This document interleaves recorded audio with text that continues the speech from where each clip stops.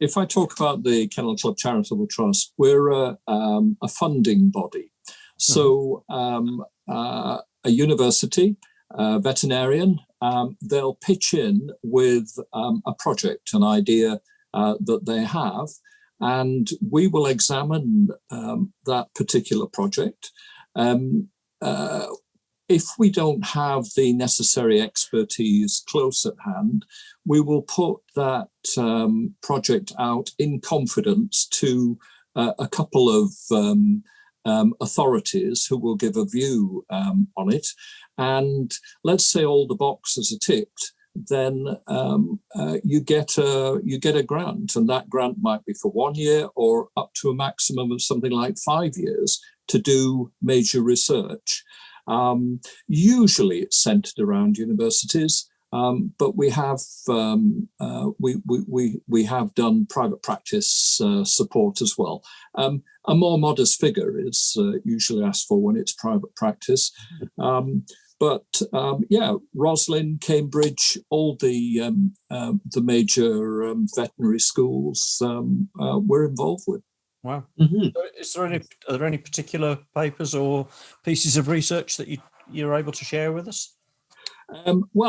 I can headline one, brachycephalic dogs and the breathing problems, which are very, very distressing.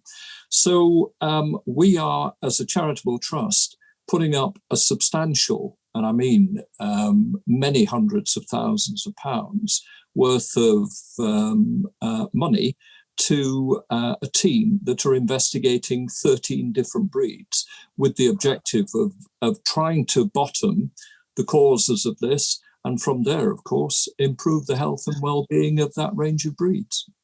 That's interesting, because we've seen progressively over the years that the brachycephalics, the noses have been shortening significantly, and of course that's generally done because the bone structure, the underlying bone structure, is shortening, but the soft tissue isn't.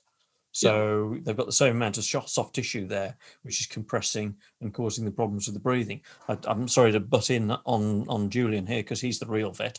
I'm not, but so I think it's very brave of you to mention brachycephalic straight off the bat like that, Bill. I think it is, but in actual fact, it's been a really valuable piece of research. The research that's been done so far, we've actually produced a test. So the three most popular brachycephalic breeds, we have the Bulldog, the French Bulldog, and the Pug. We now have a test that those dogs can undergo before they are bred from, and effectively those dogs will get a score about its breathing capacity.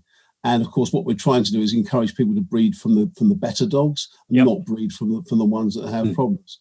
But the interesting thing to me about that research is it is a far more complex condition than we suspected originally.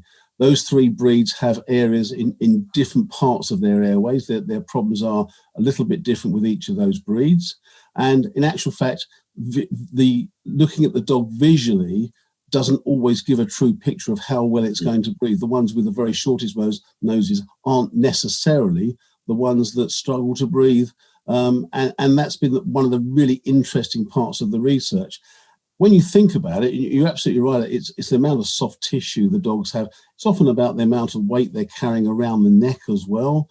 And consequently, it has been and it has been a really interesting journey. And as Bill says, we're now extending into the other breeds.